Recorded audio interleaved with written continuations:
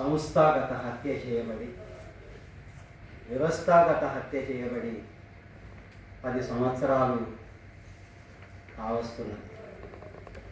ఇది నిజానికి ఆత్మహత్య అని పిలుస్తున్నాం, కానీ ఇది ఆత్మహత్య కాదు. ఒక రాజ్యము, యూనివర్సిటీలో ఉన్న అధికారులు, టీచర్లతో సహా కలిసి చేసిన హత్య. ఈ మాట ఎందుకు అంటున్నానంటే, ఇవాళ కోర్స్ కుల వ్యవస్థ గురించి మనకందరికీ తెలిసిన విషయమే. కానీ కుల వ్యవస్థ దాని రూపాలు ఎలా మార్చుకుంటుంది అనేది కొంత అప్పుడప్పుడు సటిల్ ఫామ్స్లో, అదే ఇది కూడా కుల వ్యవస్థకు సంబంధించేందేనా అనే రకాలుగా అది పనిచేస్తుంది. కాబట్టి ఇవాళ యూనివర్సిటీలలో ఆ సటిల్ ఫామ్స్లో ఇవాళ పనిచేస్తుంది. అందులో భాగంగానే ఇవాళ విద్యార్థులు, ప్రత్యేకంగా దళితులు, దురదృష్టవశాత్తు అంటే దళితులు అంటే ఎస్సీ ఎస్టీలు అయిపోయింది. దళితులు అనేది అణగారిన వర్గాలందరికీ సంబంధించిన విషయం పోయి వాళ్ళ దళితులు అనవలసి వస్తుంది, బహుజనులు అనవలసి వస్తుంది, మైనారిటీలు అనవలసి వస్తుంది దురదృష్టవశాత్తు. కానీ ఆ సామాజిక వర్గాలకు సంబంధించిన విద్యార్థులే కాదు, ఆ సామాజిక వర్గానికి సంబంధించిన అధ్యాపకుల మీద కూడా ఇవాళ ఈ సామాజిక వివక్ష సటిల్ ఫామ్స్లో అది కొనసాగుతుంది. కాబట్టి కులం గురించి మనకందరికీ తెలుసు. కాబట్టి నేను అంబేద్కర్ 2 రకాల డెఫినేషన్స్ ఇచ్చాడు. ఒకటేమో ఆర్థికపరమైన డెఫినేషన్ ఇచ్చాడు. అది మనకందరికీ తెలుసు. కుల వ్యవస్థ అనేది ఇది శ్రమ విభజనే కాదు, శ్రామికుల విభజన. అలాగే ప్రతి నాగరిక సమాజానికి శ్రమ విభజన అవసరమే అవుతుంది. కానీ అన్ని సామాజిక వర్గాలలో, అన్ని సమాజాలలో మన దేశం లాగా అసహ్యమైన శ్రామికుల విభజన, unnatural division of labour, hierarchical division of labour అనేది ప్రపంచంలో ఎక్కడ జరగలేదు అని ఒక డివిజన్ ఆఫ్ లేబర్ సంబంధించి ఒక ఆర్థిక డెఫినేషన్ ఆయన ఇవ్వడం జరిగింది. మనకందరికీ తెలుసు. ఇవాళ శ్రామికులందరూ మనం అంటాం అప్పుడప్పుడు, మార్క్స్ కమ్యూనిస్ట్ మేనిఫెస్టోని కోట్ చేస్తూ ప్రపంచ కార్మికులారా ఏకం కండి అని అంటాడు.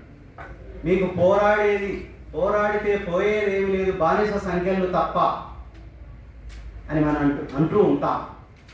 కానీ భారతదేశంలో పోరాడితే కులం పోతుంది. కాబట్టి పోరాటానికి వెనక్కిపోతాం. అరే ఎందుకు పోరాడాలి? ఎందుకంటే భారతదేశ శ్రామిక వర్గం అంటదగిన శ్రామికులు ఉన్నారు, అంటరాని కార్మికులు. ఇవాళ గ్రామాలకు వెళ్తే, మేము అక్కడ శ్రీకాకుళంలో లక్ష్మీపేటకి వెళ్ళినప్పుడు కొంత ఫ్యాక్ట్ ఫైండింగ్ లాగా పోయి కొంత దూరం నడిచిపోతుంటే ఒక 2 ఎడ్లు మేపుకుంటా కనిపించారు. అంటే వాళ్ళని అడిగాము, ఇంత మంది చనిపోయారట, మీకు ఏమైనా ఐడియా ఉన్నట్టు. మాకేం తెలియదు సార్, రాత్రి ఏదో జరిగింది అంటే. ఈ శ్రామికుల విభజన ఎట్లా ఉందంటే, ఏదో ఒక కులం వాళ్ళని చంపేశారు, సపోజ్ మాల వాళ్ళని చంపేశారు, మనకెందుకు లేదు. లేకుంటే మాదిగ వాళ్ళని చంపేశారు, మనకెందుకు లేదు. అంటే శ్రామికుల విభజన ఎట్లా జరిగిపోయిందంటే, ఇవాళ ప్రతి కులం, ప్రతి ఉపకులం వేరువేరుగా భావించి మిగతా వాళ్ళ గురించి పట్టించుకోని ఒక శ్రామికుల విభజన ప్రపంచంలో ఎక్కడా జరగలేదు. That is the contribution of Ambedkar. ఇది ఇక 2వ డెఫినేషన్ ఏమిచ్చారంటే, మనకందరికీ తెలుసు, ఇది ఒక కాస్ట్ ఈజ్ ఏ నోషన్. తెలుగులో ట్రాన్స్లేషన్ అంటారు, ఇది ఒక భావం. It is a state of mind. అంటే ఒక హిందూ మనుషులను ఎలాగ చూస్తాడు అంటే హిందూ అంటే మనం ఎవరైనా నేను ఈ మధ్యలో అక్కడక్కడ మాట్లాడుతుంటే మీరు హిందువులు అంటే ఏంటి సార్ మేమందరం హిందువులే అని అంటారు. అవునా, మీరు కూడా హిందువులే. నేనేది ఏంటంటే ఒకవైపు అంబేద్కర్లు అంటారు, ఒకవైపు పూలే అంటారు, మళ్ళీ మీరు అంటే ఇవాళ హిందుత్వ ఇవన్నీ డెఫినేషన్ మనం చూస్తాం, అది వేరే. కానీ అంబేద్కర్ అనేది హిందూ మతంలోనే ఉంది. దీనికి మనం స్పష్టంగా భయపడకుండా చెప్పవలసిన అవసరం ఉంది. హిందూ మతంలో హిందూ మైండ్ ఏంటంటే మనుషులను మనుషులుగా చూడదు, ఇది మనుషులను కులాల వారీగా చూస్తుంది. అందుకే it is a state of mind. ఈ స్టేట్ ఆఫ్ మైండ్ను మార్చడం అనేది అందుకోసమే అంబేద్కర్ అనేది. ఏదో మనం ఉత్తగా ఏదో గోడ కాబట్టి గోడ కూలగొట్టపోయేది కాదు, నోషనల్ చేంజ్ రావాలి. ఇంకొక మాట కూడా అందరూ అంటాడు అంటే people are not wrong, those who believe in this ideology, the people are not wrong, their ideology is wrong, their religion is wrong, their ideas are wrong. కాబట్టి మనం ఫైట్ చేయవలసింది ఐడియాలజీస్. ఆ రిలీజన్లో ఉండే ఈ అసమానతలను సృష్టించే ఆ మతంలో ఉండే వాటిని తీసి మాట్లాడాలి. అందుకోసమే ఆయన మనుధర్మాన్ని తగలబెట్టినప్పుడు ఒక్కొక్క పేజీ చదివి వినిపించి. కాబట్టి ఇదొక భావన. ఈ భావన అనేది సర్వత్రా ఉంది యూనివర్సిటీలలో, సెంట్రల్ యూనివర్సిటీలలో. అందులో ప్రత్యేకంగా సెంట్రల్ గవర్నమెంట్ కింద నడుస్తున్న central most centres of excellence అనే కాడ ఇంకా ఎక్కువ. ఇక రాజ్యానికి వచ్చినప్పుడు I'm not an expert in this, but రాజ్యం అనేది మనకు జనరల్గా మార్క్సిస్ట్ పదజాలంలో తెలిసింది ఏమంటే ఇటుదే ఒక ఆధిపత్య వర్గం యొక్క ఆర్గన్. అంటే ఒక క్లాస్ డామినేషన్ను కాపాడటానికి వచ్చిన ఒక actually it is the committee of the పెట్టుబడిదారీ వ్యవస్థలో రాజ్యం అంటే it is the committee of capitalist అని అన్నట్టుగా. అయితే ఈ రాజ్యంలో ప్రభుత్వం ఉంటుంది. ఇంతకుముందు మనం అన్నట్టు అన్నీ మనం ఎన్నుకోలేము, ప్రభుత్వాన్ని మాత్రమే ఎన్నుకోగలం. పార్లమెంట్కే ఎన్నికలు ఉంటాయి, అసెంబ్లీకే ఎన్నికలు ఉంటాయి, జ్యుడిషియరీకి ఎన్నికలు ఉంటాయి. అందుకోసమే జ్యుడిషియరీ ఇంత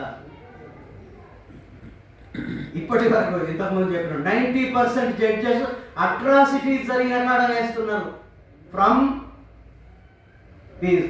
నేను అందుకోసం అప్పర్ కాస్ట్ అనను, ఇవి దోపిడీ కులాలు. Why upper lower?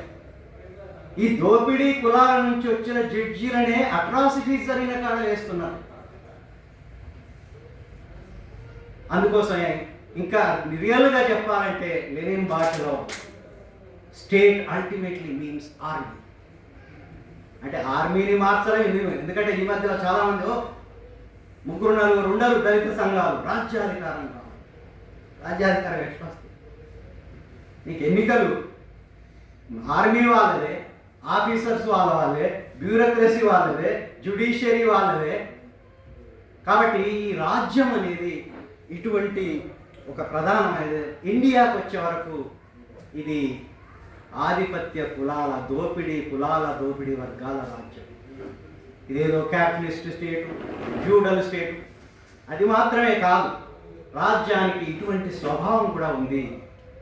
అందుకోసమే మన దగ్గర ప్రత్యేకంగా రోహిత్ వేముల వచ్చినప్పుడు ఈ రాజ్యం ఎట్లా ప్రవర్తించిందో చాలా స్పష్టంగా కనిపించింది. మా యూనివర్సిటీలో ఉన్నాం కాబట్టి అప్పుడు నేను యాక్చువల్గా teachers union, general teachers, not SC/ST teachers, general teachers ప్రెసిడెంట్గా ఉన్నాను కాబట్టి ఇంకా కూడా కొంత నాకు అక్కడ స్పష్టంగా కనిపించడం జరిగింది. అయితే ఇక్కడ విద్యకు సంబంధించి వచ్చినప్పుడు ఇక్కడ కూడా ఒక పెక్యులర్ క్యారెక్టరిస్టిక్ ఇండియాకు ఉంది వెస్టర్న్ కంట్రీస్కు. మన దగ్గర మిగతా నేను రిపీట్ చేయను కానీ ప్రపంచంలో ఉన్న అన్ని దోపిడీ సమాజాలు తమ సాధారణ ప్రజలకు విద్యను నిరాకరించారు. ఇది universal truth, it is there. కానీ ఏ దేశంలో కూడా తమ సాధారణ ప్రజలకు మత గ్రంథాలను చదవకూడదని రాసి అమలు చేయలేదు. వాళ్ళు ఇవ్వకపోవచ్చు, అక్కడ విద్యను ఇవ్వలేదు. కానీ మన దగ్గర ఏం జరిగిందంటే పెక్యూలియర్గా పలాని వాళ్ళు చదువుకోకూడదు, పలాని వాళ్ళు ఇంతకుముందు అన్నట్టు వాళ్ళు వేదాలు వింటే చెవులో సీసం పోయాలి మన ధర్మం, వాళ్ళు చదువుకుంటే నాలుకలు తెగ్గొయ్యాలి, లేకపోతే వాళ్ళని చంపేయాలి. రామాయణంలో చాలామంది అంబేద్కర్ అంటాడు వీళ్ళందరూ ఎందుకు చంపారని ఎందుకు అంటున్నారు? చంపడమే ధర్మం అక్కడ. అందుకే ధర్మం 4 పాదాలు నడవాలని అంటే చంపడమే. అందుకే రామాయణంలో అది ఆయనకు ఇచ్చిన శిక్ష మామూలు శిక్ష ఇవ్వదు, క్యాపిటల్ పనిష్మెంట్, చంపేశారు. ఎవరు? హిందువులు చాలా పవిత్రంగా భావించే రామరాజ్యంలో చదువుకున్న వాళ్ళని చంపేయడమే ధర్మం. అందుకోసం ఇవాళ బీజేపీ వాళ్ళు రామరాజ్యం కావాలి, జై శ్రీరామ్ అనే మాటలు ఇవాళ ఒక ఐడియాలజీగా మారిపోయింది. చాలామంది ఇవాళ అనగారిన కులాల వాళ్ళు కూడా మంచిదే కదా సార్ ఇదంతా అనే స్థాయికి వాళ్ళను ఇవాళ తీసుకొచ్చారు. కాబట్టి ఈ పెక్యులియారిటీ వేరే దేశాలలో ఎందుకు నిరాకరించబడ్డదంటే కమర్షియలైజేషన్ ఆఫ్ ఎడ్యుకేషన్. యూరోప్లో లేకపోతే ఇంకా వేరే దేశాలలో క్యాపిటలిజం వచ్చింది, కమర్షియలైజేషన్ జరిగింది కాబట్టి కొంతమంది ప్రైవేటైజేషన్ వచ్చింది, which is also one of the important reason. ప్రైవేటైజేషన్లో డబ్బులు ఎక్కువ కట్టాలి కాబట్టి డబ్బులు కట్టలేని వాళ్ళకు విద్య ఉండదు, అది ఒకటి. మన దేశంలో డబ్బులతో సంబంధం లేదు. ఇది ఎప్పటి నుంచో వేల సంవత్సరాల కిందనే పలాని వాళ్ళు చదువుకోకూడదని రాసి అమలు చేసి చదువుకుంటే అది పనిషబుల్ క్రైమ్, శిక్షించదగ్గ నేరమని చెప్పిన దుర్మార్గమైన చరిత్ర ఈ దేశానికి ఉంది అని అంబేద్కర్ అంటారు. ఇంకెక్కడ ఏ దేశానికి ఇంత దుర్మార్గమైన చరిత్ర లేదు. దీనికి మంచి చరిత్ర కూడా ఉండొచ్చు, కానీ విద్యారంగంలో ఇంత దుర్మార్గమైన చరిత్ర ఈ దేశానికి ఉంది. కాబట్టి ఇటువంటి ప్రాచీన భారతదేశంలో ఈ రకమైన విద్యను నిరాకరించడం అనేది దీనికి ఒక చరిత్ర ఉంది. కాబట్టి దీనికి వ్యతిరేకంగా ఎన్నో రకాల పోరాటాలు జరిగినాయి, అవన్నీ ఇక్కడ చెప్పడానికి లేదు. కానీ మధ్య యుగాలలో కూడా చదువు గురించి కొంత మార్పులు వచ్చినాయి. కానీ అన్నిటికన్నా ముఖ్యంగా ఏంటంటే ఆధునిక భారతదేశంలో నేను అనుకుంటా the first democratic revolution in education in the country is by Jyotirao Phule. ఆయన ఫస్ట్ జ్యోతిరావు పూలే, సావిత్రిబాయి పూలే వీళ్ళు ఆధునిక భారతదేశంలో విద్యకిచ్చినంత ఇంపార్టెన్స్. ఎందుకంటే 1848లోనే ఒక స్కూల్ స్థాపించారు. ఎవరికి స్కూల్ సపోర్ట్? శూద్ర. ఎవరైతే తరతరాలుగా యుగాలుగా ఈ దేశంలో విద్యకు దూరం అయ్యారో వాళ్ళకే మేము చదువు చెప్తాము అని జ్యోతిరావు పూలే 1848లో అతిశూద్రులకు ఒక స్కూల్ ఓపెన్ చేశారు. అలాగే 1851లో మళ్ళీ ఈ దేశంలో ఎవరికైతే విద్య నిరాకరించబడ్డదో తరతరాలుగా వాళ్ళకే మేము చెప్తాము. స్త్రీలకు ఓన్లీ SC, ST, BC లేకపోతే అనగారిన కులాల స్త్రీలకు కాదు, బ్రాహ్మణ స్త్రీలతో సహా అని వాళ్ళు 1851లో the first girls high school in the history of India start చేసి బాలికల కోసం వాళ్ళు కృషి చేశారు. సరే, అక్కడ ఇటువంటి వాళ్ళ కోసం స్కూళ్ళు స్టార్ట్ చేస్తే చెప్పేవాళ్ళు లేరు, టీచర్స్ లేరు, మేము రాము, వాళ్ళకేం నేను చెప్పేది చదువు. వీళ్ళు అసలు మీరు చదువుకే అర్హుల కాదు, వీళ్ళకెందుకు చెప్పారంటే జ్యోతిరావు పూలే పూలేనే తయారు చేసి టీచర్గా తయారు చేసి వాళ్ళు ఎన్ని కష్టాలు వచ్చినా ఇంట్లో నుంచి వెళ్ళగొట్టినా ఇప్పటి పరిస్థితి లేదు. ఇప్పుడు మనకేంటంటే చాలా స్కూళ్ళు ఉన్నాయి, ఎవరైనా బాగు చేయాలంటే స్కూల్లోకి వెళ్ళొచ్చు, కాలేజీకి వెళ్ళొచ్చు, బాగుంది. అప్పుడు స్కూల్లే లేవు కాలంలో వాళ్ళు స్కూళ్ళు స్థాపించి చేసి. అందుకోసమే it is kind of first democratic revolution in the country, the field of education. ఆ తర్వాత 1855లో శ్రామికులకు కూడా ఇంకొక స్కూల్. అంటే వాళ్ళ దృష్టి చూడండి, ఇట్స్ ఏ కంప్లీట్లీ ఒక రకంగా ఏంటంటే కుల నిర్మూలన దృక్పథం అంటే అది. కుల నిర్మూలన దృక్పథం అంటే అటు స్త్రీలకు ఏ కులమైనా పర్వాలేదు, ఇటు శూద్రాతి శూద్రులకు, అటు శ్రామికులకు, అన్ని రకాల వాళ్ళకు స్కూళ్ళు తెరిచి వాళ్ళు ఆ ప్రయత్నం చేశారు. 1882లో ఇక్కడికి ఒక ఇండియన్ ఎడ్యుకేషన్ కమిషన్ అని బ్రిటిష్ వాళ్ళు పంపించారు. ఎడ్యుకేషన్ సంబంధించి ఏంటి అని. దానికి జ్యోతిరావు పూలే ఒక పెద్ద మెమరాండం సమర్పించారు. అది మనం చదవాలి, చాలా హిస్టారిక్ మెమరాండం. అందులో బ్రీఫ్గా చెప్పాలంటే అందులో ఏం చేశారంటే, అందులో వాళ్ళు అడిగింది ఏమంటే, బ్రిటిష్ వాళ్ళు మీకు వచ్చే ఆదాయం అంతా ఇక్కడ ఉండే రైతుల శ్రమ నుంచి వస్తుంది, వాళ్ళు పన్నులు కట్ట వస్తుంది, కానీ స్కూళ్ళల్లో వాళ్ళకు చేరికలు మాత్రం మీరు ఇచ్చేదంతా ఈ ఆధిపత్య కులాల వాళ్ళకే మీరు చదువు చెప్పిస్తున్నారు, ఇది సరి అయింది కాదు అని. మీరు ఇక్కడ ప్రత్యేకంగా స్త్రీలకు విద్య చెప్పకుండా మీరు ఏం చేసినా కూడా ఈ దేశానికి పనికిరాదు అని అందులో ఆ మెమరాండంలో సబ్మిట్ చేశారు.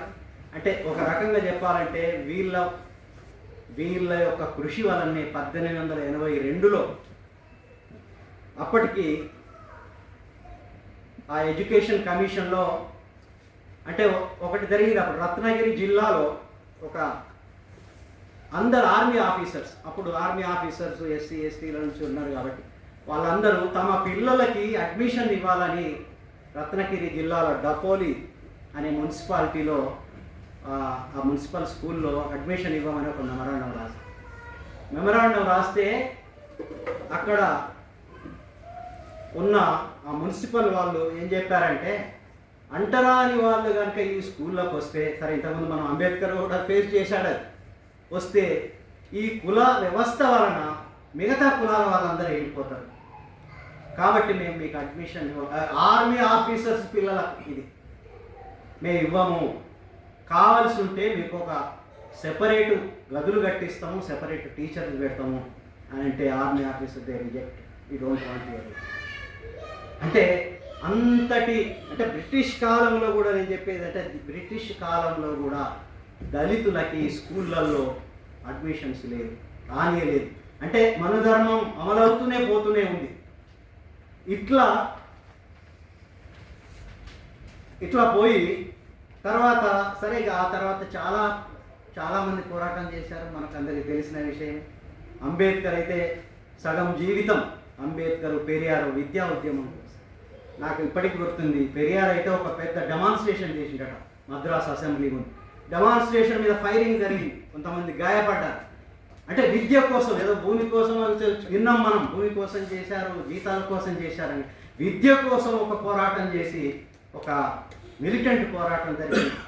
పెరియార్ కానీ తర్వాత అంబేద్కర్ కానీ వీళ్ళందరి పోరాటాల వలన అప్పుడు కొంతమేర ఈ స్కూళ్ళల్లో అడ్మిషన్స్ ఇవ్వచ్చు. అయితే ఫార్మల్గా బ్రిటిష్ వాళ్ళు అన్నారట, మీరు ఇక్కడ మాకేమి అది లేదు, స్కూళ్ళల్లో అందరూ రావచ్చు, అన్ని కమ్యూనిటీస్ నుంచి అన్ని కులాల నుంచి రావచ్చు, కానీ చివరికి ఒక ఏం సెంటెన్స్ రాశారంటే, కానీ మీరు ఒత్తిడి చేయకూడదు. అంటే ఇప్పుడు స్కూళ్ళల్లో మేము ఒత్తిడి చేయం, కానీ తీసుకుంటే మాకు అభ్యంతరం లేదు. అంటే వాళ్ళు కూడా భయపడిపోయారు, బ్రిటిష్ వాళ్ళు కూడా ఇక్కడ ఏమన్నా మళ్ళీ ప్రాబ్లం అయిపోతే ఈ దోపిడీకి చెందిన కులాలన్నీ మళ్ళీ తిరగబడితే మనం ఉండటానికి ఇక్కడ వీలు లేదని అది అనిపించి వాళ్ళు కూడా ఒత్తిడి చేయలేని పరిస్థితి వచ్చింది. కాబట్టి ఏంటంటే ఇంకా ఎక్కువ మాట్లాడకుండా ఒకటే ఏంటంటే, ఈ బ్రిటిష్ కాలంలో వచ్చిన ఇంతకుముందు మనం చెప్పుకున్నట్టు ఈ నేషనల్ మూమెంట్ కానీ ప్రత్యేకంగా ఈ వీళ్ళ పోరాటాలు, ఆ తర్వాత గోపాలకృష్ణ గోఖలే ఒక చట్టం తీసుకొచ్చాడు. గాంధీ కూడా అన్నాడు, గాంధీ అంటే సరే మనకు అభిప్రాయ భేదాలు ఉండొచ్చు, కానీ అప్పుడు కాంగ్రెస్ పార్టీ డెఫినెట్గా ఇప్పటి కాంగ్రెస్ పార్టీ లెక్క కాదు. అప్పుడు వాళ్ళు స్వాతంత్రం కోసం పోరాడారు, జైల్లోకి వెళ్ళారు.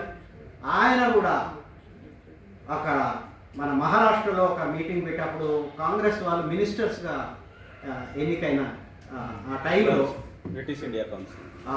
అప్పుడు అక్కడ కూడా మీరు విద్య గురించి బేసిక్ ఎడ్యుకేషన్, ఆయన ఒకటి పుస్తకం రాసిన బేసిక్ ఎడ్యుకేషన్ అని. సరే, ఆయన కాన్సెప్ట్ ఆఫ్ ఎడ్యుకేషన్ వేరు, అదంతా వేరు. కానీ అప్పుడు కాంగ్రెస్ మినిస్టర్స్ను అన్నారట, ఇప్పుడైనా కూడా మన దేశంలో అందరికీ చదువు రావాలనేది మీరు తప్పకుండా మీరు ప్రయత్నం చేయాలి. మీరు ఎక్కడెక్కడైతే ఎన్నికలు అని అంటే వాళ్ళు అప్పుడు కూడా వాళ్ళు అన్నారట,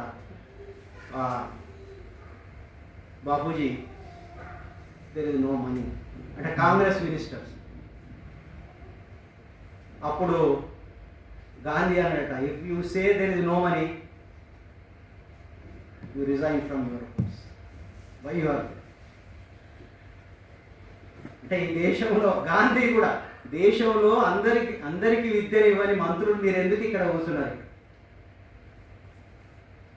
అంటే ఇటువంటి కొన్ని జరిగినాయి. కానీ ప్రధానంగా జరిగిన పోరాటాలు పూలే, అంబేద్కర్, పెరియార్, నారాయణ గురు లాంటి వాళ్ళు చాలా, ఎందుకంటే ఆ బ్యాక్గ్రౌండ్ నుంచి వచ్చారు కాబట్టి అంత పోరాటం చేయడం వల్లనే ఒక రకంగా మనకు రాజ్యాంగంలో 14 years before free education, universalisation of education అనేది పెట్టారు.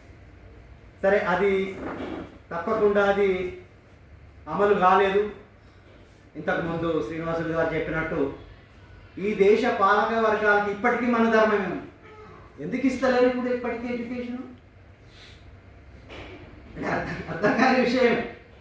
ఇన్ని 75-77 సంవత్సరాలు వచ్చింది, ఇప్పటికీ కనీసం స్కూల్ ఎడ్యుకేషన్ కూడా ఫ్రీ లేదు అని అంటే ఎక్కడో ఒక దగ్గర అంటే అప్పటి, సరే మనం డిస్టింగ్విష్ చేయొచ్చు కాంగ్రెస్ బీజేపీ, కానీ అప్పటి ప్రభుత్వాలకు కూడా ఫ్రీ ఎడ్యుకేషన్ అన్నారే తప్ప కానీ ఎప్పుడు కూడా వాళ్ళు అరే ఈ వర్గాలకు విద్య లేదు కదా వీళ్ళందరినీ విద్యలోకి తీసుకొస్తాము అని ఎప్పుడు ప్రయత్నం వాళ్ళు చేయలేదు. అందుకోసమే మనకు 1968లో కొఠారి కమిషన్ వచ్చింది. కొఠారి కమిషన్ వచ్చినప్పుడు ఆయన ఏమన్నాడు, కామన్ స్కూల్ పెట్టాలి అన్నాడు.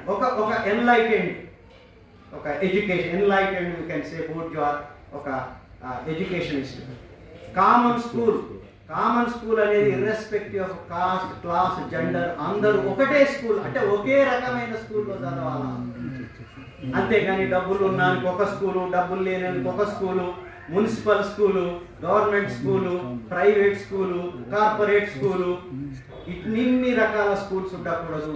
ఒకటే స్కూల్ ఉండాలి, గవర్నమెంట్ స్కూల్ ఉండాలి.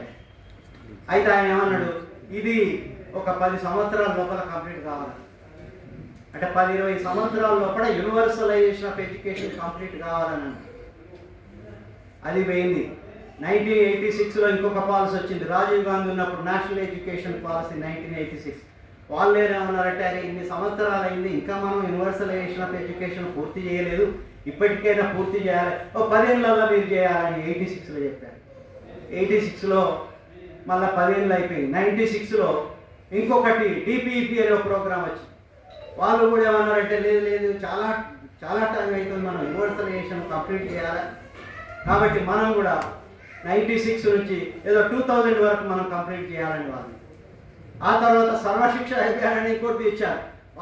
వాళ్ళు కూడా అరే ఇంకా అవ్వట్లేదు, మనం ఇన్ని డాక్యుమెంట్లు రాసుకున్నా అవ్వట్లేదు అని వాళ్ళు ఏమన్నారంటే, కనీసం 2010 లోపల మనం యూనివర్సలైజేషన్ ఆఫ్ ఎడ్యుకేషన్ చేసేయాలని. ఆ తర్వాత రైట్ టు ఎడ్యుకేషన్ యాక్ట్ అని వచ్చింది. ఇక రైట్ టు ఎడ్యుకేషన్ యాక్ట్లో ఏం చేసిందంటే ఇక డేట్లు ఇవ్వాలి, ఎందుకంటే ఎలాగా మనం అవ్వట్లేదు. ఇక రైట్ టు ఎడ్యుకేషన్ పేరు మీద ఇన్ని సంవత్సరాల నుంచి అన్నాం. అందుకోసమే యూనివర్సలైజేషన్ ఆఫ్ ఎడ్యుకేషన్ అనేది ఇప్పటి వరకు కంప్లీట్ కాలేదు. అయితే మనం కొంత యూనివర్సిటీలకు వస్తే బ్రీఫ్గా, యూనివర్సిటీలలో ఈ రకమైన ఒక కుల వివక్ష, కుల హింస, కులతత్వం అనేది ఇంతకుముందు చెప్పినట్టు మనకు యాక్చువల్గా యూజీసీ వాళ్ళు 2012లో ఒక గైడ్ లైన్స్ పాస్ చేశారు. అంటే అప్పటికే ఈ సమస్య వస్తుంది 2012 వరకే. అప్పటికే మా యూనివర్సిటీలో 5-6 ఆత్మహత్యలు జరిగింది. Hour university is notorious. అక్కడ చాలా కాలం నుంచి అక్కడ ఆత్మహత్యలు జరుగుతూనే ఉంటున్నాయి. అయితే ఈ కాస్ట్ డిస్క్రిమినేషన్ అంటే ఏమిటి అని యూజీసీ గైడ్ లైన్స్లో ఒకటి చెప్పి వాళ్ళ గైడ్లైన్స్లో ఏం చెప్పారంటే, ఒకటేమో దళిత విద్యార్థులకు ఏ రకమైన విద్య కానీ ఏ స్థాయిలో కానీ నిరాకరించకూడదు అని ఒక పాయింట్ చెప్పారు.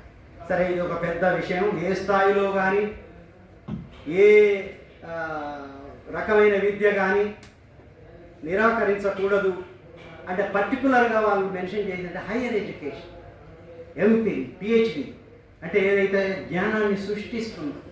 ఎంఏ దాకా ఓకే, బిఏ దాకా ఓకే, చదువుకోవచ్చు మీరు, నో ప్రాబ్లం. రీసెర్చ్కి వచ్చారా? రీసెర్చ్కి వచ్చేటప్పుడు అక్కడ కుల వివక్ష అనేది ఆల్రెడీ మాలాంటి యూనివర్సిటీలో జరుగుతుంది కాబట్టి యూజీసీ వాళ్ళు ప్రత్యేకంగా కొంతమంది తోరట్ లాంటి వాళ్ళు ఇనిషియేటివ్ తీసుకొని చెప్పినప్పుడు ఇటువంటిగా కాస్ట్ డిస్క్రిమినేషను జరగకుండా ఉండేటట్టు చూడాలి అని. ఇంకొకటి ఏంటంటే, దళిత కులాలకు చెందిన ఏ విద్యార్థికి కానీ లేకపోతే విద్యార్థులకు కానీ నాసీ రకం విద్య ఇవ్వకూడదు. సరే, ఇది ఒక పెద్ద చర్చ. ఇప్పుడు యాక్చువల్గా దళితులకు ఇచ్చేది అంత నాసీ రకం విద్య. గవర్నమెంట్ స్కూల్లో నాసీ రకం విద్య, కాలేజీల్లో నాసీ రకం విద్య, యూనివర్సిటీలలో నాసీ రకం విద్య. ఎందుకంటే యూనివర్సిటీలలో ఇవాళ ఉన్నది ఎవరు? ఇవాళ యూనివర్సిటీలను, కాకతీయ యూనివర్సిటీని లేకపోతే ఉస్మానియా యూనివర్సిటీని ఎందుకు నెగ్లెక్ట్ చేస్తున్నారు? ఎందుకంటే ఇక్కడ అణగారిన కులాల వాళ్ళు ఉన్నారు. ఈ డిస్క్రిమినేషన్ గురించి పెద్ద చర్చ ఉంది. ఎందుకంటే వాళ్ళు ఇవాళ డిస్క్రిమినేషన్ తెలియని రూపాలలో ఏమన్నంటే గవర్నమెంట్ స్కూల్స్ ఏమంటలేమండి. వాళ్ళు మంచిగా చెప్తే మేమన్నా వద్దంటున్నామా? కానీ గవర్నమెంట్ స్కూల్ను స్మాష్ చేయడం, గవర్నమెంట్ కాలేజెస్ స్మాష్ చేయడం, గవర్నమెంట్ యూనివర్సిటీని స్మాష్ చేయడం, అది కూడా ఒక పెద్ద డిస్క్రిమినేషన్. కానీ కనిపించని రూపం అది కనిపించదు. దళితులకి ఇక్కడ ఏం లేదు కదా, ఎవరైనా రావచ్చు ఈ యూనివర్సిటీకి. కానీ దాని గురించి ఎక్కువ నేను మాట్లాడకుండా, మొదటిది హయ్యర్ ఎడ్యుకేషన్లో పిహెచ్డి లెవెల్లో పర్టికులర్గా ఈ నిరాకరించడం అనేది చేయకూడదని వాళ్ళు చేశారు. కానీ అప్పటికే ఇంతకుముందు శ్రీనివాసులు గారు చెప్పినట్టు యూనివర్సిటీలలో క్లాస్ రూమ్ మారిపోయింది. 19వ శతాబ్దం బిగినింగ్లో, 20వ శతాబ్దం బిగినింగ్లో యూనివర్సిటీలలో ఎవరున్నారంటే బ్రాహ్మణ్, అర్బన్, మేల్. బ్రాహ్మణులు అర్బన్ ఏరియాకు సంబంధించిన వాళ్ళు కూడా పురుషులే, ఎందుకంటే అలా స్త్రీలకు ఎలా లేదు. కానీ 21వ శతాబ్దం బిగినింగ్లో అది దళితులు, గ్రామాల నుంచి స్త్రీలు అడుగుపెట్టారు. ప్రత్యేకంగా 1980sలో maybe post emergency period like that, అప్పుడు పెద్ద ఎత్తున ఇక్కడ వీళ్ళు ఇక్కడికి రావడం. తర్వాత ఇప్పుడు మనం గ్రాస్ ఎన్రోల్మెంట్ కనుక, గ్రాస్ ఎన్రోల్మెంట్ రేషియో అని అంటారు, అంటే 100కి ఎంతమంది హైయర్ ఎడ్యుకేషన్లో యూనివర్సిటీలలో కాలేజీలలో ఉన్నారు.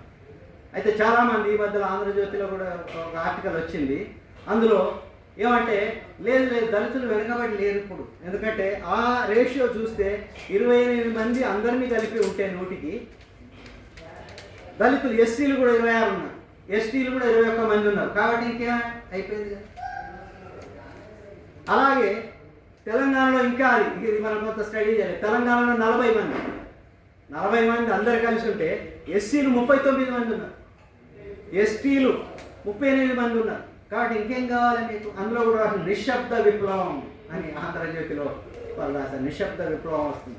కానీ విషయం ఏంటంటే వీళ్ళందరూ ఎక్కడ ఉన్నారు? వీళ్ళందరూ గవర్నమెంట్ కాలేజీలు, గవర్నమెంట్ స్కూల్, గవర్నమెంట్ యూనివర్సిటీస్, ఎక్కడైతే చదువు లేదో అక్కడ ఉన్నారు. ఎలాగో చదువు, అసలు చదువుకే రాకూడదు. వస్తుందనుకో ఆ నుంచి ఇంత ఉందన్నట్టు విడిచిపెడతాం, మేము వేరే దగ్గరికి వెళ్ళిపోతాం.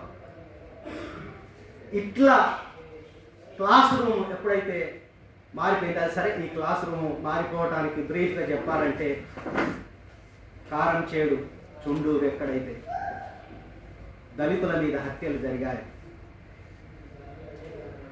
అంటే మేము కూడా మనుషులమే అని అన్నందుకు దాన్ని నిరూపించుకోవడానికి కారంచేడులో 6 ప్రాణాలు ఇవ్వాల్సి వచ్చింది. చుండూరులో 8 మంది ప్రాణాలు ఇవ్వాల్సి వచ్చింది. ఆ ఉద్యమం ఈ దేశ రాజకీయాల నుడికాలని మార్చేసి, అంటే సువార్తమ్మ ఎత్తిన బిందె, ఒక కమ్మ యువకుడిపై సువార్తమ్మ ఎత్తిన బిందె ఈ దేశ రాజకీయ పరిభాషను ఇవాళ ఏ పార్టీ వాడు చూసినా కూడా దళితుల గురించి మాట్లాడుకుంటుంటారు.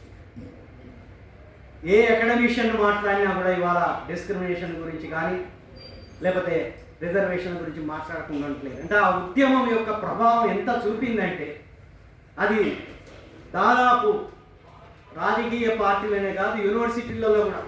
సరే, అప్పుడే ఈ యూనివర్సిటీలలో అప్పుడే కందరు విపి సింగ్ మండల్ కమిషన్ వచ్చింది.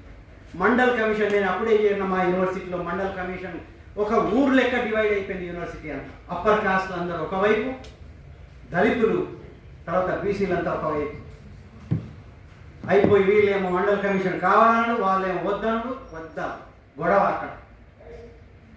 ఈ ఉద్యమం వలన తర్వాత సరే మన మన మన దగ్గర కొంత క్రిస్టియన్ మిషనరీస్ వాటి వలన ఏసీ కాలేజీలు రావడం వల్ల ఎప్పుడో 100 సంవత్సరాల క్రితం అక్కడి నుంచి ప్రొడ్యూస్ అయిన కొంత దళిత్ సెక్షన్స్ వాళ్ళు ఉండడం వలన సెంట్రల్ యూనివర్సిటీస్లలో ఈ రకమైన ఉన్నత విద్యలో పెరిగారు. ఈ స్టాటిస్టిక్స్ ఒకవేళ నిజమే అనుకుంటే పెరిగారు. సెంట్రల్ యూనివర్సిటీలో అప్పుడే ఎంటర్ అవుతున్నారు, 80sలోనే ఎంటర్ అవుతున్నారు. నేనే 5వ వాడిని, రిజర్వేషన్లో ఉద్యోగం వచ్చిన వాడిని, టీచర్గా నేనే 5వ వాడిని. ఎప్పుడు ఇది 1999. అప్పుడు విద్యార్థులు కూడా రావడం మొదలుపెట్టారు. ఎందుకంటే ఈ ఉద్యమం 1985లో ప్రారంభించడం జరిగితే 1991 అనుకుంటా చుండూరు జరిగితే దళిత్ మహాసభ ఏర్పడడం. దళిత్ మహాసభలో దాని భావజాలంలోనే అంబేద్కర్ ఉండడం. అంతకుముందు ఉద్యమాలు జరిగినాయి, మార్క్సిస్ట్ ఉద్యమాలు జరిగినాయి. వాళ్ళ వలన కూడా వాళ్ళు కూడా సరే వాళ్ళ క్యాడర్ కోసం పోయినా కూడా వెల్ఫేర్ హాస్టల్స్కి పోయి ఆ వెల్ఫేర్ హాస్టల్లో ఉండే సమస్యలను పరిష్కరించడానికి పోరాడడం వల్ల అప్పుడు కూడా కొంత సామాజిక గౌరవము లేకపోతే భూమి కొంత వచ్చినా కూడా, కానీ ప్రత్యేకంగా విద్య గురించి రావడం మాత్రం దళిత మహాసభ వచ్చినప్పుడు. అంటే అంబేద్కరు విద్యకు ఉండే ప్రాధాన్యత, ఈ దేశ చరిత్ర ఏంటి, ఇటువంటి రావడం వల్ల అటువంటి పరిస్థితులలో పెరిగిన వాళ్ళే అంబేద్కర్ స్టూడెంట్స్ అసోసియేషన్ పుట్టుక, ఈ ఉద్యమము, ఈ హత్యలు, ఈ మారణ కాండలో వాళ్ళు కళ్ళలో చూసి పిల్లలు చాలా చిన్న పిల్లలుగా అవన్నీ చూసి పెరిగి అంబేద్కర్ సంఘాలు పెట్టుకొని యూనివర్సిటీలకు వచ్చి మాకు వచ్చే రిజర్వేషన్ మీరు అమలు చేయండి, మాకు వచ్చే టీచర్ల రిజర్వేషన్లు అమలు చేయండి అని ఎప్పుడైతే డిమాండ్ పెట్టి చేశారో దాని వలన పెరిగింది. ఇదంతా ఏదో ఇంతకుముందు అన్నట్టు హక్కులు ఏదో గవర్నమెంట్లు వచ్చి వీళ్ళు సీట్లు ఇచ్చి మీరు బాగా కావాలని వచ్చింది కాదు. ఈ ఉద్యమాల రక్తపాతం వలన అది డైరెక్ట్గా విద్య కోసం జరగలే, కానీ దానిలో ఇన్బిల్ట్ ఒక భావజాలం అందులో ఉంది. అందుకోసమే అప్పుడు సెంట్రల్ యూనివర్సిటీ లాంటి వాళ్ళకి ఎప్పుడైతే వచ్చారో అక్కడ ఇక టీచర్స్కు సంబంధించి తీస్తే 42 యూనివర్సిటీలలో మరి స్టూడెంట్స్ వస్తున్నారు, టీచర్ కాంపోజిషన్ మారాలి. అందుకోసమే పూలే అంటాడు you have to change the teacher composition also. ఎందుకంటే ఈ దేశంలో ఉండే ఒక ఐడియాలజీ అటువంటిది. ఈ టీచర్ కాంపోజిషన్ ఏమైపోయిందంటే ప్రొఫెసర్లలో 95% of the professors are upper caste in central university. This is statistic 42 central universities. తర్వాత 93% అసోసియేట్ ప్రొఫెసర్స్, 66% అసిస్టెంట్ ప్రొఫెసర్. అంటే మెజారిటీ టీచర్స్ ఎవరైతే ఉన్నారో వాళ్ళందరూ ఈ ఆధిపత్య కులాల వాళ్ళకు చెందిన వాళ్ళు. అంటే విద్యార్థులేమో లోయర్ సెక్షన్స్ నుంచి వస్తున్నారు, అనగారిన కులాల నుంచి వస్తున్నారు అప్పుడప్పుడు. వీళ్ళేమో మొత్తం అప్పర్ కాస్ట్. అందుకోసం మీరు ఇప్పటికీ చూడండి, ఇప్పటికీ మీరు సెంట్రల్ ఇన్స్టిట్యూషన్స్ చూడండి. అందుకోసం అలోషియస్ అంటాడు these are all centres of Brahminism. What are these central institute? Indian institute of technology, Indian institute of science, లేకపోతే సెంట్రల్ యూనివర్సిటీస్. అయితే ఇక్కడ విషయం ఏంటంటే వీళ్ళ ఇంతకుముందు మనం అంబేద్కర్ చెప్పినట్టు వీళ్ళ మైండే casteist mind. It is a notion, that is what is a భావ, that is how a Hindu mind thinks. వీళ్ళు రాగానే అరే వీళ్ళు ఎవరు అసలు ఇక్కడికి రావడానికి సెంట్రల్ యూనివర్సిటీలలో. అందుకోసం ఇక్కడ ఎస్సీ స్టూడెంట్స్ చూడంగానే ఇప్పుడు ఆ పిఎస్ కృష్ణన్ అంటే ఆయన రాశారు, ఒక ఐఏఎస్ ఆఫీసర్. వాళ్ళని చూడంగానే వీళ్ళు అంతా కూలి చేసేవాళ్ళు కదా, వీళ్ళు చెప్పులు కుట్టేటోళ్ళు, కూలి చేసేటోళ్ళు, ఊడ్చేటోళ్ళు, వీళ్ళు వచ్చి ఇక్కడ చదువుకుంటున్నారు ఏంటి అంటే వాడి mind, this is that is notion, it is a state of mind, the mind thinks like that. So ఎస్సీలో చూడలో రిజర్వేషన్లు వచ్చినవాడు. అందుకోసం మా దగ్గర ఒక అమ్మాయి రాసింది, రిజర్వేషన్ రావడం కన్నా చావడమే మేలేమో అంటే హింస. రిజర్వేషన్ అనగానే మీకు తక్కువ మార్కులు తక్కువ వచ్చింది. అందుకోసమే ఈ దేశంలో బాలగోపాల్ అంటారు, పూజారి పెత్తానం అనేది కర్ర పెత్తానం కాదు. చాలా సందర్భాలలో మనిషి మెదళ్ళ మీద పెత్తానం. మీకేం రాదు, వాళ్ళ అస్తిత్వం మీద దెబ్బ కొట్టడమే ఈ దేశంలో జరిగింది. కాబట్టి అటువంటి ప్రొఫెసర్స్ మా దగ్గర ఇంకా ఎక్కువ. వీళ్ళు రాగానే ఓ మీరు ఎస్టీలా, మీరు అడవులలో ఉండేటోళ్ళు కదా, అక్కడ పనులు చేసుకునే వాళ్ళకి ఇక్కడికి ఎందుకు వస్తున్నారు? బీసీలను చూడంగానే మీరేంది ఏదో బట్టలు వేసుకోవాలా, వడ్రంగి పనులు చేసుకోవాలా, ఇక్కడికి ఏంది వచ్చి ఈ భావజాలం. ఇదే సమయంలో ఈ భావజాలానికి ఇంతకుముందు అన్నట్టు న్యూ లిబరలిజానికి ఒక పొత్తు కుదిరింది. ఆ పొత్తు ఏంటంటే ఆ న్యూ లిబరలిజంలో రాజ్యము సంక్షేమం నుండి పారిపోవడం, that is one of it's characters. రాజ్యానికి ఏంటంటే ఇక సంక్షేమం వద్దు, అంతకుముందు కొంత సంక్షేమం అన్నారు. స్కూళ్ళకు కాలేజీలకు రానియకున్నా కూడా అడ్డు చెప్పలేదు, అట్లీస్ట్ ప్రైవేటైజేషన్ రాలేదు అప్పటికి. కానీ ఇప్పుడు ఏం చేశారంటే ఇక న్యూ లిబరలిజం పేరు మీద 1986లో ఆల్రెడీ రాజీవ్ గాంధీ పాలసీ తీసుకొచ్చాడు. అందులో ఫస్ట్ టైం ఏమన్నారంటే విద్యలో పెట్టుబడి పెట్టుకోవచ్చు. ఇక మనకందరికీ తెలుసు, పెట్టుబడి అంటే లాభం, లాభం లేకుండా పెట్టుబడి ఉండదు, అంటే ప్రైవేట్ మీరు చేసుకోవచ్చు అని వాళ్ళు చెప్పేసి. అలాగే అందులో భాగంగానే ఈ కమ్యూనిటీస్ వచ్చిన వాళ్లకు ఇంకా స్కాలర్షిప్లు ఎందుకు, ఫెలోషిప్లు ఎందుకు అంటే ఒక రకమైన మైండ్ అన్నమాట. ఒకవైపేమో కులతత్వం, మరి కులతత్వం ఉన్నది అని ఇట్లా కులతత్వం ఓపెన్గా చెప్పకుండా కూడా ఎలా కొట్టవచ్చు, ఎట్లా స్కాలర్షిప్ క్యాన్సిల్ చేయి, ఫెలోషిప్ క్యాన్సిల్ చేయి, మద్దతు చర్యలు. ఇది రాజ్యం నుంచి జరిగింది. అక్కడ ఉండే అధికారులలో తర్వాత అడ్మినిస్ట్రేషన్లో కూడా 90% అప్పర్ కాస్ట్. అడ్మినిస్ట్రేషన్ ఇటు సరే, లోయర్ కాస్ట్ ఉన్నంత మాత్రాన కాదు, అది వేరే విషయం. లోయర్ కాస్ట్లో ఉండే ఒకరిద్దరు తీసుకొని ఇదంతా ధ్వంసం చేస్తున్నారు, అది వేరే విషయం. కానీ మెజారిటీ ప్రొఫెసర్స్, మెజారిటీ అడ్మినిస్ట్రేటర్స్ ఈ కులతత్వం ఉండడం వలన ఇటు రాజ్యం మొత్తం విత్డ్రా చేసుకోవడం వలన వాళ్ళు కూడా వచ్చిన ఫెలోషిప్స్ని కూడా వాళ్ళు తీసేయడం అనేది జరిగింది. అందుకే హెచ్సి గురించి నేను ఎక్కువ చెప్పాను, మీకు ఇంతకుముందు చెప్పారు. హెచ్సిలో ఏం చేశారు, సెంథిల్ కుమార్ను ఆయన పిహెచ్డిలో మామూలుగా ఆయన పందుల కాసే పొలం తమిళనాడు. ఒక ప్రొఫెసర్ అంటాడట, మీరు పందుల కాసేటోళ్ళు ఎందుకురా పిహెచ్డి? అక్కడ లక్ష్మీపేటలో అన్నారట, కూలి చేసుకున్న వాళ్ళకు మీకెందుకు రబ్బు అంటే వ్యవసాయం చేసుకోవడానికి భూమి, మీరు వ్యవసాయదారులు కాదు కదా, మీరు కూలి చేసేటోళ్ళు, మీకెందుకు రా భూమి, అందుకే మేము గుంజుకున్నాం. ఎట్లయితే అంటే ఎగ్జాక్ట్ ఒక గ్రామం పరిస్థితి వచ్చి అలా అనడమే కాదు, పాస్ పర్సెంటేజ్ ఒకసారి పెట్టారు. ఇది నేను కొంత చెప్పాలి. 50% అన్నారు ముందు. 50% అని ఏం చేశారు, ఒకవేళ నీకు 50% సెంథిల్ కుమార్ ఎందుకు ఆత్మహత్య చేసుకున్నాడు అనేది బ్రీఫ్గా 50% వచ్చినా కూడా వాళ్ళు ఏం చేశారంటే, వచ్చినా కూడా ఈ 50% మేము డీన్కును డాక్టర్ల కమిటీకి ఇస్తాము, ఆ తర్వాత నువ్వు క్వాలిఫై అవుతావో కాదో మాకు తెలియదు. అరే నాకు 50% అని చెప్పారు, 50% నాకు వస్తే మళ్ళీ నేను డీన్కును డాక్టర్ల కమిటీకి ఇస్తున్నాను. ఆ తర్వాత ఇంకోటి ఏమన్నారంటే, మీకు 50% వచ్చినా మేము మళ్ళీ ఒక ఇంటర్వ్యూ పెట్టి అందులో పాస్ అయిందా లేదా అని మేమే జడ్జి చేసి అప్పుడు మాత్రమే మేము పిహెచ్డి ఇస్తాము, అప్పుడు మాత్రమే సూపర్వైజర్ ఇస్తాము. అంటే ఎంత చూడండి, ఒక క్వాలిఫికేషన్ అంటే క్వాలిఫికేషన్ పాస్ అయ్యానే ఇచ్చేయాలి. అలా చెప్పి తర్వాత ఏం చేశారంటే ఒక సబ్జెక్ట్లో ఫెయిల్ చేశారు, స్టాటిస్టికల్ మెకానిక్స్ అనే ఒక సబ్జెక్ట్లో ఫెయిల్ చేసి, నువ్వు ఫెయిల్ అయిన కాబట్టి నువ్వు ఫెలోషిప్ ఇవ్వాలి. ఈ కుటుంబాల నుంచి వచ్చిన వాళ్ళు ఫెలోషిప్లో ప్రతి నెల ఇంటికి పంపి, ఎందుకంటే పేద కుటుంబం, ఆ పేద కుటుంబాలు అక్కడ తల్లిదండ్రులు వాళ్ళు ఏంటంటే ఆస్తులు అమ్ముకొని పిల్లలను చదివిస్తున్నారు ఇక్కడ. కాబట్టి ఎప్పుడైనా ఫెలోషిప్ ఎప్పుడైతే వచ్చిందో ఆ ఫెలోషిప్ను వల్ల వెనక్కి పంపి తల్లిదండ్రులను కొంత చూసుకునేవాళ్ళు.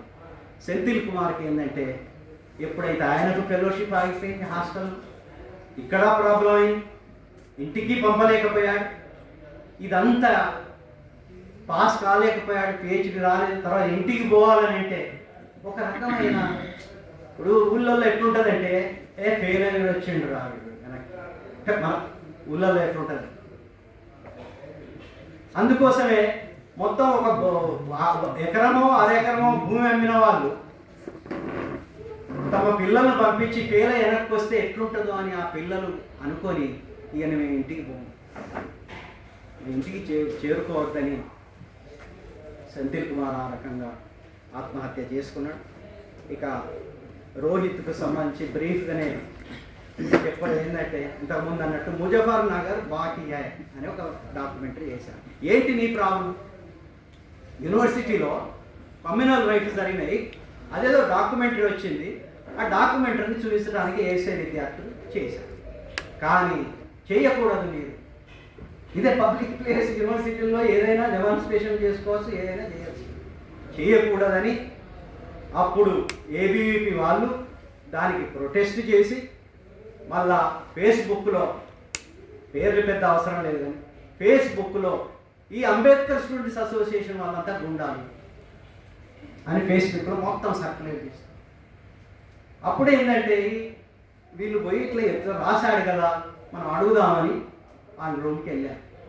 వెళ్ళి నువ్వు అలా రాశావు కాబట్టి ఇప్పుడు మేము ఏం తప్పు ఉంది ఇలా చూపించాము ఒక డాక్యుమెంట్, నువ్వు ఒకటి తీసుకో, నేను ఒకటి చూపించాను డాక్యుమెంటరీ, నువ్వు దానికి వ్యతిరేకంగా చూపించుకో, కానీ మమ్మల్ని గుండాలు ఎందుకంటావు అని అక్కడ వాళ్ళు వాదించి అపాలజీ రాయించారు. ఆ అపాలజీ రాయించిన తర్వాత ఈ సుశీల్ కుమార్ ఏం చేశాడంటే నన్ను బెదిరించి కొట్టి రాయించారు అని కంప్లైంట్ ఇచ్చాడు యూనివర్సిటీలో ప్రొక్టోరియల్ బోర్డు అని ఉంటుంది మాకు, అంటే ఏదైనా ఎటువంటి ఇష్యూస్ వచ్చినప్పుడు వాళ్ళు కూర్చొని ఏదైనా సొల్యూషన్ చేస్తారు. ఆ ప్రొక్టోరియల్ బోర్డు కంప్లైంట్ ఇచ్చారు. ఆ ప్రొక్టోరియల్ బోర్డు వాళ్ళు కూడా ఎంత యాక్టివ్గా దాన్ని తీసుకున్నారంటే మన కోర్టులు తీసుకున్నట్టు ఇమీడియట్గా మీటింగ్ పిలిచి నన్ను కూడా పిలిచారు. ఎందుకంటే నేను అప్పుడు president of the teachers association అనేది పిలవాలి మనం అని పెట్టుకొని పిలిచారు. పిలిచిన తర్వాత మమ్మల్ని ఏమంటారంటే అంతా డిస్కషన్ అయిపోయింది, ఆ సుశీల్ కుమార్ కూడా వచ్చారు. సుశీల్ కుమార్ వచ్చి ఆయన మాట్లాడాడు, వీళ్ళు మాట్లాడారు.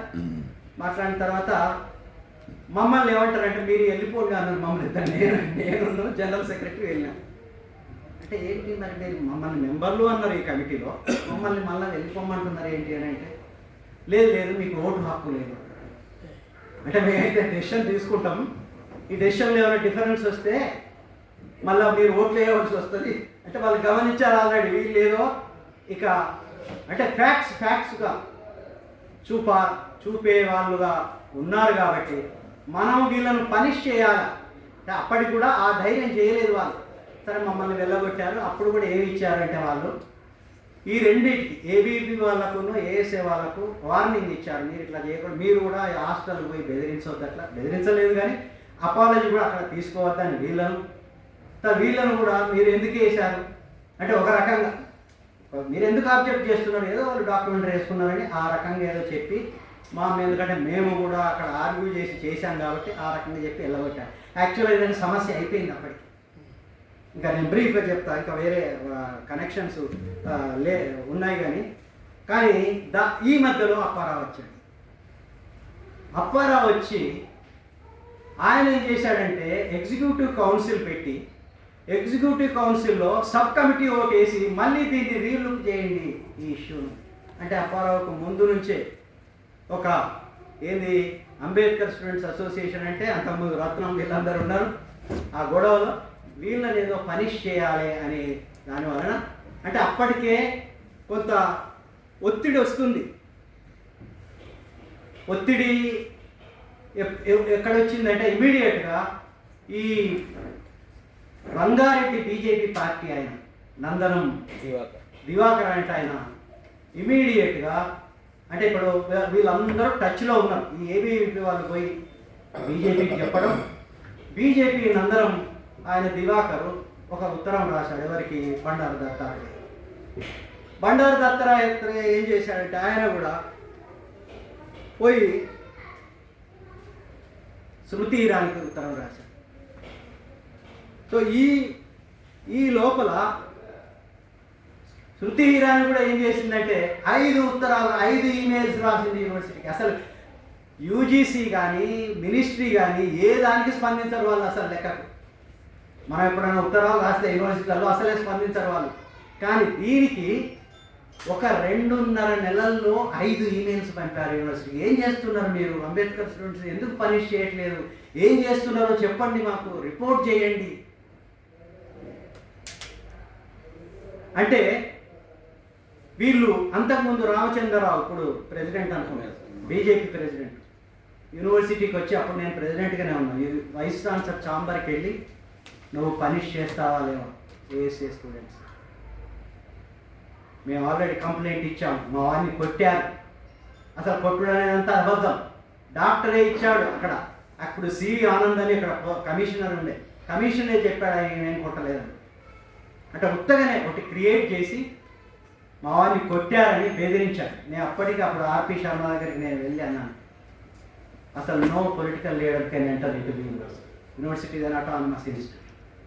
బీసీ దగ్గరికి రావడమే కాకుండా రావచ్చు మీరు, కానీ బెదిరించడం అని మాకు ఎందుకు చెప్పలేదు మీరు అని. ఎవడు బెదిరించడానికి వైస్ ఛాన్సలర్ పోస్ట్ ఇదే. ఇప్పుడు వైస్ ఛాన్సలర్ అంతా యూజ్లెస్ ఫెలోస్ అవుతున్నారు, అది వేరే విషయం, మనందరికీ పెద్ద విషయం.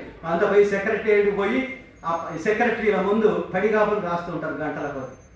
కానీ యూనివర్సిటీకి ఉండే ఒక అటానమీ, ఒక యూనివర్సిటీకి ఉండే ఒక వైస్ ఛాన్సలర్ అంటే ఒక ఒక ఒక గౌరవం. ఎడ్యుకేషన్ ఇన్స్టిట్యూషన్కు జవహర్లాల్ నెహ్రూ ఆయన చదువుకున్న స్కూల్కి వెళ్ళిండట. ఒకసారి వెళ్తే ప్రైమ్ మినిస్టర్ వచ్చిండని అందరు లేచి, హెడ్ మాస్టర్ కూడా లేచి కూర్చోండి సార్ అంటే నేను కూర్చోను. అంటే బూర్జువాలకు కూడా అంత విలువ ఉండే అప్పుడు ఎడ్యుకేషన్ ఇన్స్టిట్యూషన్స్. ఇది నీ school, you are the head of the school, you sit there, నేను ఇక్కడ కూర్చున్నాను అంటే అంత విలువ ఉండే. తర్వాత ఇక్కడ కూడా శంకరన్ ఉన్నప్పుడు ఎన్టీ రామారావు ఉండే, ఎన్టీ రామారావు శంకరన్ పిలిచి you call vice chancellor of Osmania university అన్నాడు. ఎవరు ఎన్టీ రామారావుకి ఏం తెలుసు అని నాటకాలు వేసి వచ్చింది. అయితే అప్పుడు శంకరన్ అన్నట, శంకర్ కొంత ఎన్లైటెండ్ ఆఫీసర్ వీళ్ళు అన్నట, you can't call a vice chancellor, no I'm chief minister, నువ్వు చీఫ్ మినిస్టర్ కావచ్చు కానీ ఒక యూనివర్సిటీ వైస్ ఛాన్సలర్ను ఎట్లా పడితే అట్లే ఎప్పుడు పడితే అప్పుడే పిలవడానికి లేదు మనము అన్నాడు. ఎందుకంటే నేనే అపాయింట్ చేశాను కదా, నేనే డబ్బులు ఇస్తున్నాను అంటే, అరే జడ్జిలకు కూడా మనమే అపాయింట్ చేస్తాను, judge you can't call your chancellor అంటే ఎన్లైటెండ్ ఆఫీసర్ అంటే వైస్ ఛాన్సలర్ యొక్క పొజిషన్ అది. కానీ సరే ఈ మా దగ్గర ఉండే శర్మ ఊరుకున్నాడు, ఇంకా ఎందుకంటే వాళ్ళు కూడా ఆట అయిపోయి కాబట్టి ఊరుకున్నారు. అంటే ఇక్కడ రాజ్యం ఎట్లా ఎంటర్ అయింది అనటానికి లింక్ ఏంటంటే, ఒకవైపు ఏమో టీచర్లు వీళ్ళెందుకు వస్తున్నారని స్కాలర్షిప్లు కట్ చేయడం, ఫెలోషిప్లు కట్ చేయడం, ఇంకొక వైపు అడ్మినిస్ట్రేషను వాళ్ళు కూడా వీళ్ళతో ఏకమై వెళ్ళగొట్టడం. దీనికి ఏబీవీపీతో లింక్ ఉన్న మినిస్టర్కు రాయడం, మినిస్టర్ స్మృతి ఇరానీకి రాయడం, స్మృతి ఇరానీకి ఇంత తొందరగా ఇలా రాయడం. తర్వాత ఇదంతా అయిపోయినాక అప్పారావుకు ప్రైజ్ ఇచ్చారు. మీరు చూస్తే 2017 జనవరిలో ఇండియన్ సైన్స్ కాంగ్రెస్ అప్పుడు పెట్టారు. ఇప్పుడు ఇండియన్ సైన్స్ కాంగ్రెస్ మునుపటి సైన్స్ కాంగ్రెస్ లెక్కలేవు. ఎందుకంటే ఆ ఇండియన్ సైన్స్ కాంగ్రెస్లోనే మన మోడీ వాళ్ళు పోయి ఈ దేశంలో ఇదేంటి మన ఆపరేషన్స్ ఎప్పుడో ప్లాస్టిక్ సర్జరీ ఎప్పుడో డెవలప్ అయింది, మీరు లెక్కే లేదన్నట్టు డాక్టర్ల ముందు. అంటే సైన్స్ కాంగ్రెస్ ఎట్లా most unscientific congress, Indian science circus అంటున్నారు. It is a circus, it is a non science congress, nonsense congress. అటువంటి కాంగ్రెస్ వాళ్ళు అప్పారావు ప్రైజ్, ఓ పెద్ద నువ్వు కనుక్కున్నావు అంటే రోజు చంపడం ఒక పెద్ద వాళ్ళకి ఇన్వెన్షనే. ఆయన అందుకోసమే ఒక 1 year లోపల ఆయన 2017 ఇక్కడ అయితే మళ్ళీ జనవరిలో ఆయనకు ప్రైజ్ ఇచ్చారు. అంటే స్టేట్ ఇంతకుముందు అన్నట్టు ఇది ఆర్గన్ ఆఫ్ ఒక ఏంటి ఆధిపత్య కులాల స్వభావం ఉన్న రాజ్యం. Not just only new liberal state, it is also the state of the dominant cost. అట్లా వీళ్ళంతా ఏకమై రోహిత్ను ఈ రకంగా చంపేశారు. ఇక ఒకటే సరే ఆ తర్వాత వీళ్ళ ఎక్స్పల్షన్స్ ఇవన్నీ ఉన్నాయి. ఇక ఒకటే ఏంటంటే నేను ఉద్యమాలకు సంబంధించి 2 మాటలు మాట్లాడతాను, ఎందుకంటే ఇక్కడ ఉద్యమకారులు. ఒకటేమో ఇవాళ దళిత సంఘాలు కూడా ఎట్లా అయిపోయినాయి అంటే అన్ని ఫ్రాగ్మెంటేషన్ ఈజ్ బ్రాహ్మణిజం. మీరు ఎన్ని సంఘాలు పెట్టుకొని ఎట్లా కొట్లాడితే అంత మంచిది. తర్వాత ఏదన్నా జరిగితే మా సమస్యలు మేమే, ఇవాళ అందరికీ అంటున్నారు మా సమస్యలు మేమే పరిష్కరించుకుంటాం అంటే వేరే వాళ్ళు రావద్దని. ఇవాళ కుల నిర్మూలన అనేది వేరే వాళ్ళు రాకుండా జరిగేదా? కుల నిర్మూలన ఎంత పెద్ద ఇట్ ఇస్ బిగ్గెస్ట్ రెవల్యూషన్ చూసుకుంటా, ఆ ఎకనామిక్ రెవల్యూషన్ కన్నా పెద్దదని. కానీ మన సంఘాలలో ఏమైపోయిందంటే ఈ ఫ్రాగ్మెంటేషన్ రావడం, మా సమస్యలు మేమే పరిష్కరించుకుంటాము, మేమే నాయకత్వం వహించాలి ఇదంతా. ఎందుకంటే మనం అప్పుడప్పుడు ఏదో నా క్రిటిసిజం ఒకటేంటంటే లెఫ్టిజంలో ఉండే ఒక బిగ్గెస్ట్ వీక్నెస్, ఆర్ఎస్ఎస్ వాడు 100 సంవత్సరాల్లో చీలిపోలేదు, కానీ కమ్యూనిస్టులు మాత్రం ఎన్ని ముక్కలు చెక్కలు అయిపోయినాయి. వాళ్ళ టైం అంతా మొన్న విడిపోయింది కదా, దీని సంగతి ఏందో చూద్దామని చెప్పి వాళ్ళని అంటే వేరే ఏదో ప్రభుత్వము రాజ్యము న్యాయం ఇది కాదు, ఇప్పుడు విడిపోయాం కదా మా ఇద్దరి మధ్యలో ఎట్లా కొట్లాట. ఇట్లా ఒక దళిత సంఘాలలో కూడా ఈ రకమైన రావడం. ఇంకోటి ఏంటంటే ఇది కొంత కాంట్రవర్షియల్, బట్ అయినా ఐ వాంట్ టు ప్లేస్ కులాల పేరు మీద సంఘం, ఉపకులాల పేరు మీద సంఘం. అరే కుల నిర్మూలన అనేది కులం పునాదుల మీద మీరు ఏం చేయలేదు, దట్ ఈజ్ అంబేద్కర్. కానీ వాళ్ళన్నీ మనం కులం పేరు మీద చేస్తే, కులం మీద ఒక పేరు పెట్టుకొని ఇంకో కులం వాడు మనకు శత్రువు, ఇంకో కులం వాడు మనకు మిత్రులు లేరుగా. ఆ కులంలో శత్రువులే, నా కులం తప్ప ఇంక మిగతా కులాలన్నీ శత్రువులు. అంటే ఆర్గనైజేషన్ కానీ లేకపోతే ఒక ఉద్యమం కానీ కులాల పునాదులనే, కులం పునాది మీద ఆర్గనైజ్ చేయాలి. కులం పునాదుల మీద అంబేద్కర్ గారు జాతిని నిర్మించలేవు, నీతిని నిర్మించలేవు, సంఘాన్ని కూడా నిర్మించలేవు. కాబట్టి అంటే కులాలు ఉన్నాయనే దృక్పథం ఉండాలి. మళ్ళా ఈ లెఫ్టిస్టులకి అయిన ప్రాబ్లం అంటే కాస్ట్ బ్లైండ్నెస్. కులాలు ఎక్కడ అందరం సమానమే, all are equal, where is the caste అంటే కాస్ట్ బ్లైండ్నెస్. ఏమంటారు? కులం గుడ్డితత్వం. కులం చూడం మేము, కులం సెక్యులర్ పీపుల్, ప్రజాస్వామిక వాళ్ళు. ఏంటిని ప్రజాస్వామిక? కులాతీత వాళ్ళు, కులాలు ఉన్నాయనే స్పృహ లేనివాడు. అందుకోసం కులాలు ఉన్నాయనే స్పృహ లేనివాడు ఈ దేశంలో ప్రజాస్వామికవాది కాదు. Nobody can become democrat unless they recognise the caste exploitation, caste oppression. కాబట్టి ఇటు లెఫ్టిస్టులలో అలా చేసి యూనివర్సిటీలలో కులతత్వమా, మేము రాము, మాకు అంత ప్రధానమైన సమస్య ఫీజులు పెంచడం సమస్య. ఓకే, ఫీజులు పెంచడం సమస్య, అది ఎవరు కాదంటలేదు. అంటే ఎట్లా విడిపోతున్నారంటే మేము ఎందుకంటే ప్రత్యక్షంగా చూసినాము. ఎందుకంటే ఆ తర్వాత అటు లెఫ్టిస్టులను ఇటు అంబేద్కర్ వాదులను లేదు మన సమస్యలు ఇవి, మనం కలిసి పనిచేయాలి అని. అంటే ఈ లెఫ్టిస్టులకి ఏంటంటే ఒకటేమో కులం లేదు, ఓన్లీ వర్గమే. ఆ వర్గం కూడా అంత ఎకానమీ రెడ్యూస్ చేశారు. వర్గం అంటే ఆర్థిక వర్గాలు. ఆర్థిక పోరాటం ఒక్కటే పోరాటం కాదు. ఆ రకంగా వాళ్ళు కుదించి చేసి దీనికి రాకపోవడం, వీళ్ళేమో నాది మేమే చేసుకుంటామనే ధోరణిలో వీళ్ళు పోవడం వలన ఒక రకంగా చెప్పాలంటే మేమందరం కూడా పాత్ర మేము ఎంతమంది ఉన్నాం. సస్పెన్షన్ చేసినప్పుడు 19 మంది, 400 మందిలో 19 మంది సంతకాలు చేశారంటే. సరే 1900 వేరే కాస్ట్ వాళ్ళు కూడా ఉన్నారు. తర్వాత ఈ రోహిత్ ఆత్మహత్యని అప్పటికీ మేము ప్రయత్నం చేశాం, కానీ అడ్మినిస్ట్రేషన్ పట్టించుకోలేదు. ఆ పట్టించుకోకపోవడం వల్ల ఏంటంటే రోహిత్ కూడా కొంత డిస్కరేజ్ అయిపోయింది. అది ఏంది, అందులో సెలవులు, జనవరి ఆ సెలవులలో అటు విద్యార్థుల మద్దతు పెద్ద ఎత్తున లేదు, లెఫ్ట్ పేరు మీద, మిగతా వాటి పేరు మీద. ఇటు టీచర్ల ద్వారా పెద్ద మద్దతు లేదని ఆ రకంగా కొంత డిస్కరేజ్ అయ్యి కూడా ఆయన ఆత్మహత్య చేసుకున్నాడు. కాబట్టి ఈ రెండు పోరాటాలు ఇవాళ దళిత అంటే సరే, మళ్ళా ఇవాళ ఎవరు ముస్లిం విద్యార్థి మొన్న ఏదో అంటారు, సీట్లు ఎక్కువ వస్తే ముస్లింలకు జమ్మూ కాశ్మీర్ జమ్మూ కాశ్మీర్ కాలేజీనే రద్దు చేసి ముస్లింలకు సీట్లు వైష్ణవి దేవాలయం అంటే ఇవాళ ఓపెన్గానే ఏంటంటే ఒక ముస్లిమ్స్ స్టూడెంట్స్ అంటే ఇవాళ ఐక్యం కావాల్సింది దళితులు ముస్లింలు. దళితులు సరే మనకు రావాల్సి వస్తుంది బహుజనులతో, దళితులు మత మైనారిటీలతో, దళితులు వామపక్షవాదులతో కూడా మనం we should have a broader mind, broadest possible unity. ఆ రకంగా ఒకవేళ మనం చెప్తాం, వినలేదనుకో, ఎంతవరకు వస్తే అంతవరకు తీసుకుపోదామని అటు వామపక్షవాదులతో ఇటు దళిత సంఘాలన్నీ కలిసి వాళ్ళ యూనివర్సిటీలలో ఏబీవీపీ కూడా, అందుకోసమే రోహిత్ చనిపోకముందు పెద్దగా లేకపోయినా రోహిత్ చనిపోయిన తర్వాత 7 సంవత్సరాలు ఏబీపీ నోడు, 7 సంవత్సరాలు కంటిన్యూస్ అక్కడ